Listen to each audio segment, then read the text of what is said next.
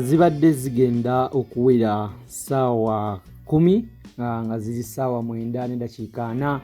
Abayimbi bano ababiri babadde bangi, tebabadde na babiri bokka bokka. Kubaddeko Gravity Omutujju, kubaddeko Spice Diana, kubaddeko Papa Sidi, kubaddeko twalabyeko ne Catherine Kusaasira.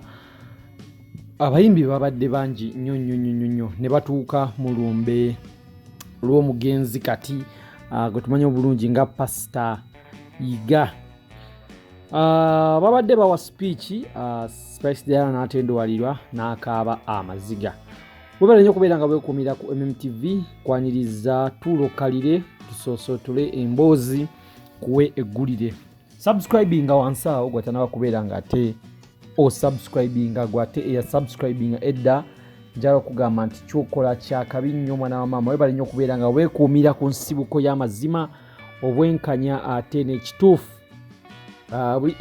Subscribinga wansi tubeere nga tukutuusaako each and every kind of story gye tuba tuleese. Omala subscribinga okonene ku kale ako. Tukimanyi nnyo olunaku lwali lwa Monday ekiro omusajja omukulu bwe yatuva ku amawulire gatutuukako mu ddwaliro, kuba ali mu ddwaliro Ensambya, nti omusajja tuvudde ku maaso gwe tumanyi obulungi nga Pastor Yiga.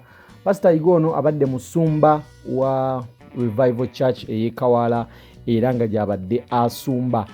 Yatuva ku maaso olunaku lwa Monday ssaawa zaali 4:45 awo, era amawulire gakuba abantu bangi nnyo wala nnyo ne gabakuba wala, abantu ne batyamu ne bagamba Pastor Yiga yamala ebbanga nga mulwadde. Amawulire agatutuukawo galaga nti yafudde ekirwadde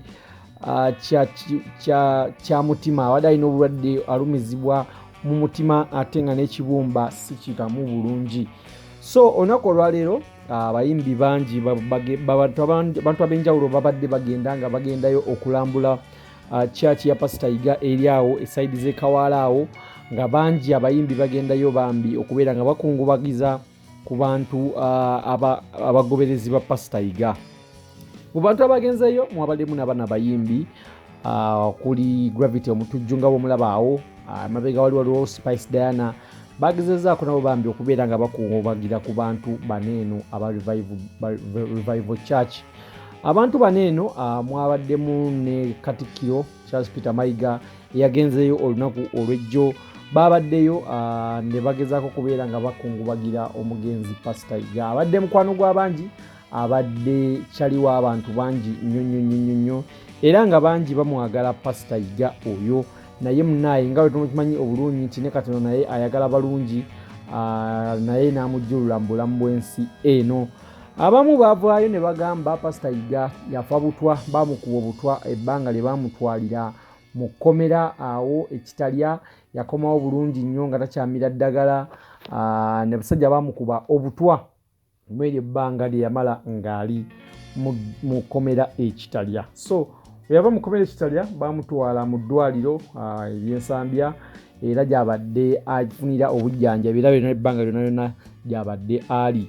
Naye Mukama Katonda tamusobosezza kubeera ng'ate avaayo mu ddwaliro Ensambya. Baasooka ne bamubikako olwokutaano n'ayisaawo ennaku 2 n'afa.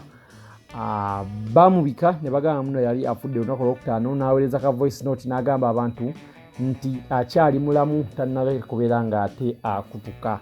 So olunaku olwaleero Spice Diana bw'agenzeeyo ku church abadde awa speech agezaako kubeera nga yeegumya, naye munnaffe atendewaliddwa era mu kutendewalirwa okwo n'akaabaawo amaziga, n'alabika nga tajja kusobola kukigumiikiriza, n'akaabaawo amaziga n'ayungula amaziga, ekireese abantu abadde mu church bonna nabo okutendewalirwa. Abamu ne batandika okwoza ku mmunye oba okutonnyeza amaziga. Twagala omukisa guno okubeera ng'ate tukungubagira wamu ne church ya Revival Church Ekawaala.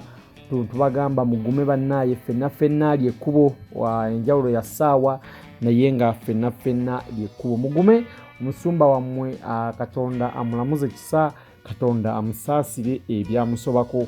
Ku church eno Gravity Omutujju bw'agenzeeyo ne bamugamba awe ku speech, ndowooza wamaze okulaba Spice Diana ng'ekintu kimutabuseeko na Gravity Omutujju n'agamba ye tajja kuwa speech era tawadde speech ku guno wano ku church oba ku mukolo tawadde speech ye Gravity Omutujju agezezaako okubeera ng'ate awa speech naye bw'akutta akazindaalo akazizzaawo buzza wali eri we bakamuweeredde era tawaddeeyo speech. Tetulina nnyo kyamaanyi tetuyinza kubeera ng'ate tukwebaza okubeera nga weekuumira wano ku MMTV naye just okusuubiza nti tugenda okuba nga tukuleetera eggulire nga bwe liri buli kimu nga tukiteeseteese nga bwe kirina okubeera. Tugenda kuba tukutuusaako n'omukolo ogw'okuziika Pastor Yiga gwe bagenda oziika olunaku olw'Essande. So kyolina okukola kimu okwekuumira wano ku MMTV subscribinga. Omala subscribinga teekako akade ako ke bayita notification bell so that buli oteekayo vidiyo omanya n'otegeera kiki ekigenze mu maaso oba kiki ekigenda mu maaso mu ggwanga ku ba celebrities bo n'abantu ab'enjawulo. Weebala nnyo okubeera nga weekuumira ku MTV. Tukwagala nnyo era tukujjukiza nti weekuume obulamu bwe bugagga ate teweerabira n'okusabako buli kiseera buli kaseera. Pastor Yiga Mukama akulamuze kisa omwoyo gwo Katonda aguwummuze mirembe. Weebale nnyo okubeera nga oli musajja weegasse ku bintu ebingi ennyo okyusiza obulamu bw'abantu bangi nnyo era abantu obalumye ebbanga lyonna lyomaze ku nsi. Mwebale nnyo okwekumira ku MTV subscribinga wansi awo gwotanaba kubeera nga ate subscribinga gwate ya subscribinga edda njagala okugamba nti mwana wa maama kyokola kya kabi nnyo kyekisinga. Mwebale okwekumira ku MTV. Allow me say bye bye for now.